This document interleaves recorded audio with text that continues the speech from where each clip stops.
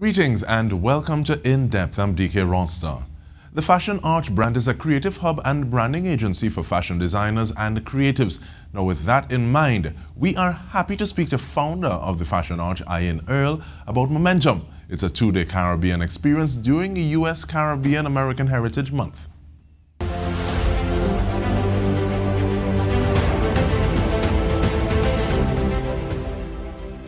Welcome, Ain. Fancy as always. Talk to me now, leaving the Caribbean to big up the Caribbean. What is CBN Momentum 2022 about? All right. Thank you again for having me, Dike, and good afternoon. So CBN Momentum is run by Caribbean Business Network, which is CBN.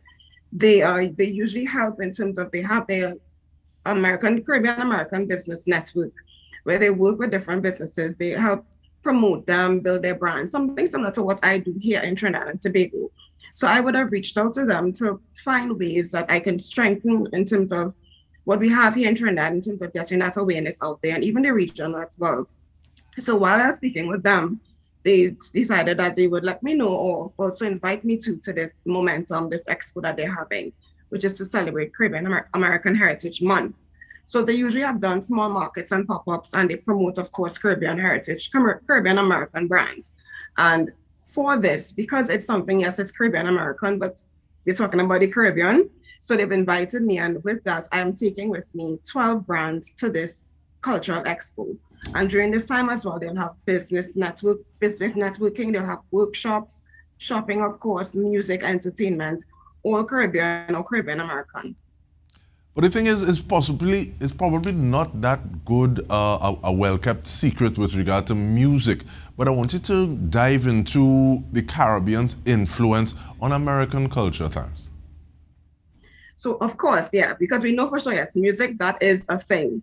But when it comes to food and even fashion, you see it there. We have, of course, the Afro side of things. The Afro-Caribbean is there. You're seeing the prints that I'm wearing here now. But because, especially when it comes to it's happening in New York, which I think is, in terms of the popularity of the diaspora that's there when it comes to the Caribbean, we see it coming in their food. So it's not only just going to be fashion at this expo, but you have people doing like pickled peppers, people with their Jamaican cocoa and their chocolates and different things like that. But you're seeing now too, because especially for the Caribbean Americans, they always want something from home. And especially when it comes to the vacation and the resort type way, is where they actually look to the Caribbean. They get the inspiration or always sometimes to order from us anyway. So we have started to influence, especially when it comes to vacationing or the July, August, the summertime as well, when they could wear the lighter pieces, the bright colors and stuff like that. So we're seeing where the creativity is coming into play, comes from fashion, jewelry, because they're trying to be unique, as well as, of course, when it comes to food as well too.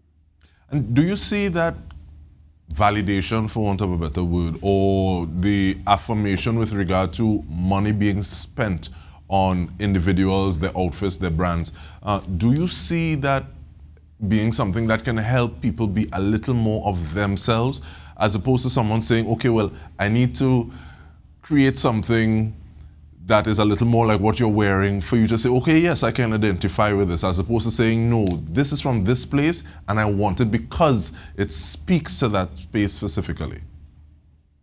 I think, yes, the validation is there and the spend is there as well too. You see it because a lot of my clients, not just locally, but across the region, they do have a lot of international clients. And it's true because people want something, yes, the fast fashion is the quick access and the cheaper pieces to get.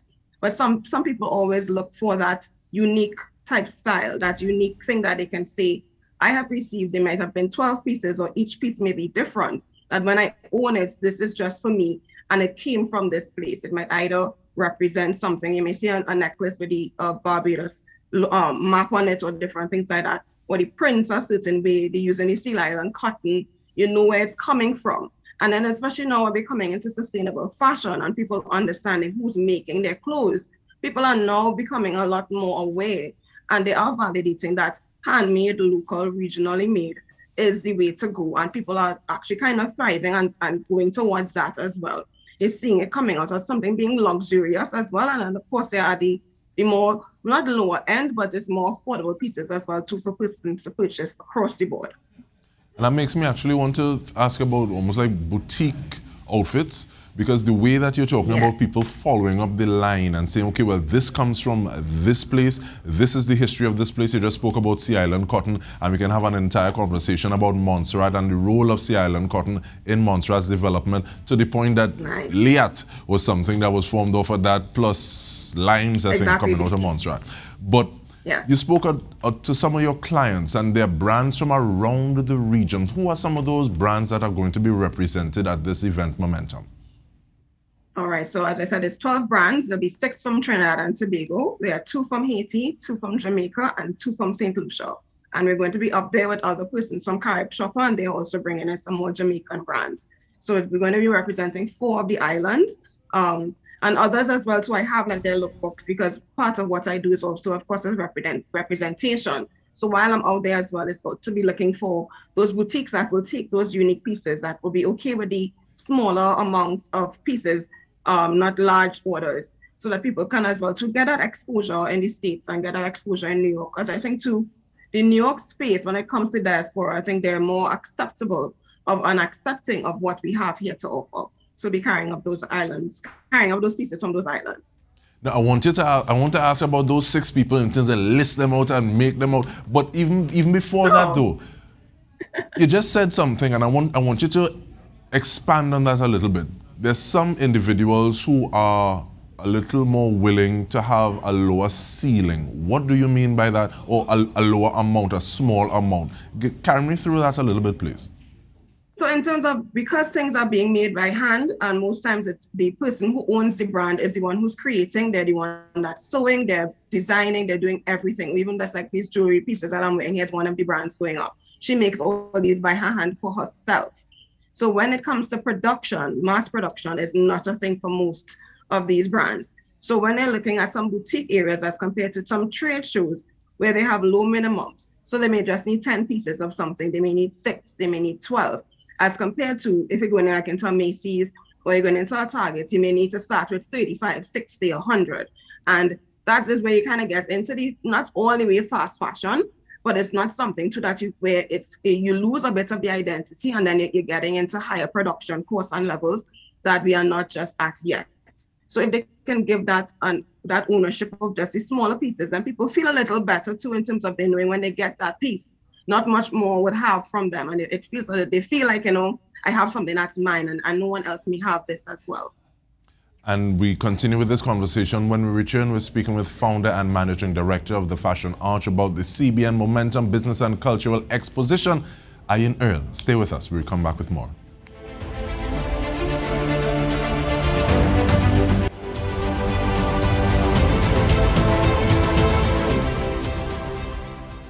Welcome back. We are speaking with Ain Earle, founder and managing director of the Fashion Arch, and we're talking about a 2-day Caribbean experience, CBN Momentum. Now, Ain, in terms of the locals, now you said 6, and I said I was going to ask, so who are some of these people? Even you see, you're already representing some of them as well. Wearing who one are of they? them. So this is sterling silver, pure sterling silver jewelry from Jandia and Barrow. So that's one. There's BBF jewelry. She does a lot of fine jewelry, and she works with certain crystals and stones. They have different meanings and, of course, different healing powers and stuff like that. We have Lord Biofia with her Afrocentric clothing. We have Benny Caribe with her the batik type resort wear. We also have Bota Designs. She works with acrylic and resin type jewelry. And we also have cottage accessories with handbags.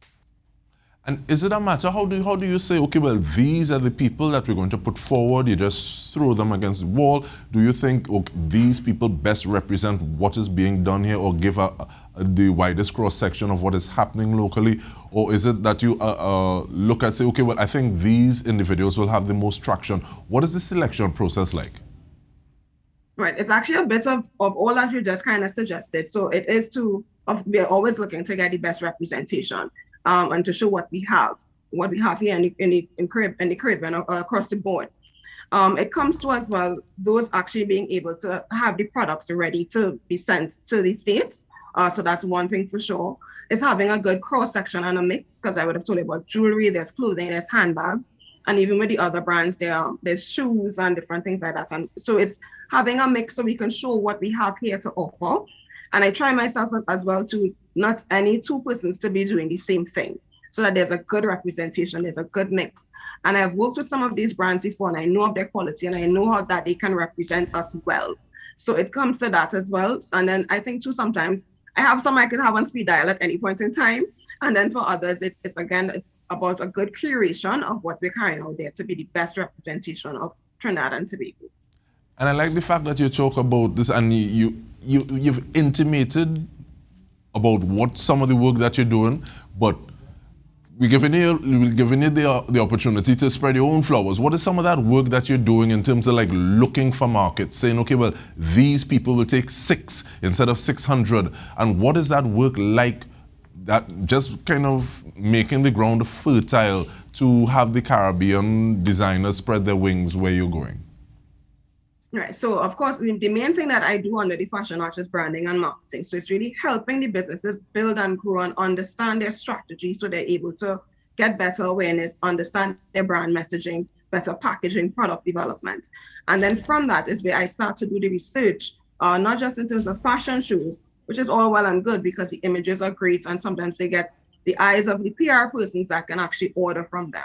But on the business side of things is where I look for the pop-up markets, the trade shows, and then of course sometimes even the boutiques once they reach to that stage of having their line sheets, having their lookbooks, understanding pricing, and then we carry them. So even when I go to this event, I still will be doing my research. Apart from the 2 days of people attending this event, we'll be also trying to see which boutiques in the areas that I'll be visiting best fit some of the designers that I'll be carrying at some of the brands, because they're also totally different. So it's ensuring that we find the right match when it comes to that retail space for them. But in terms of finding that match, and I love the term, I've never heard it before, fast fashion, that just shows that I am under the rock. But discussions of Carnival are on the table. Does that factor into your research process, saying, okay, well, these earrings, people might like them for this yes, for this actually, brand, I for this do brand? that as well. I haven't done it in terms of the connection of the jewelry to brands, but I look at it when there are carnival events and the types of clothing or jewelry that will then people may want to wear for the fets. So I kind of follow the fet season around the region and even in the States, because I've been to pop-ups at Labor Day and different things like that. So what I've tried to find ways is to kind of match the brands to when they have those events. So people will be shopping, looking for their fet wear. So I can assist in that form. Or even sometimes I've done 1 or 2 in terms of using the concierge groups and small jewelry items and different things like that, or even certificates to be added to their packages. So they still get a piece of Trinidad in some form or fashion, or a piece of the region based on where they are, because I've done it for Crop Over already. I've done it for Jamaica as well too. Now, you spoke about reaching out to Caribbean Biz Network. How has the internet really helped to kind of impact the work that you do, market penetration? It has helped tremendously because everything now is just a quick search. With most of the collaborations, events, and business networking that I have done, it's me just doing some research or something may pop up, or I may just start looking for a calendar to put together for myself. And I've been following Caribbean Biz for a bit now, and I've been seeing the events. And as I started to see the place opening back up, I realized that outside of me doing my events here in Trinidad and Tobago, it's time to get back out on the international space. And it just so happened that I saw, I reached out to them literally just via email and asked, hi, are you doing anything for the upcoming summer time or later on possibly for Labor Day? And from that is where the conversation started. And they told me that they're actually having this expo and they'd love for me to be there and of course bring some brands along. So it has really helped a lot. Similarly to with Collection Mode in Jamaica, it was a simple search via Instagram, found the person, found an email, sent an email. It has really helped in terms of the connection is a little quicker now than me actually having to travel somewhere or even making a phone call. I can find them either through Google, find their website, or through their Instagram pages. Now, you said something and it seemed real simple and real nice and like a quick internet search. it takes some time, but yeah. But what does that say? That takes a little time. But what does that say for the person who would rather spend much more of their time and focus on creating art, creating the work, doing the work, as opposed to saying, okay, well, this is what I did, and marketing that way? What do you say to that person after a statement like that? I think it's twofold, because yes, you take the time to create, but then who are you creating for? It's not to be held in a box. It has to be put out there for the world to see, unless it's a hobby. or it's just that you're unafraid of sharing your work. But I think for creatives in any form of fashion, be it music, art, film, poetry, artisan work, anything that you're doing, after you've created, and the thing is, lift your head up.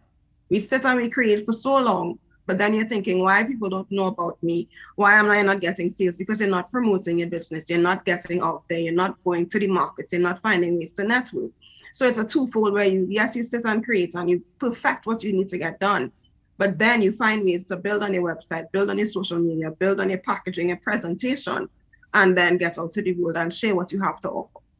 And I guess that also underlines the importance of nexuses like you and the Fashion Arch, where you are literally looking for these people to highlight them, to showcase their work. But if someone is saying, okay, I'm not sure that I'm quite ready yet, I need some mentorship, I need some help, how do they reach out to you? What is that step like?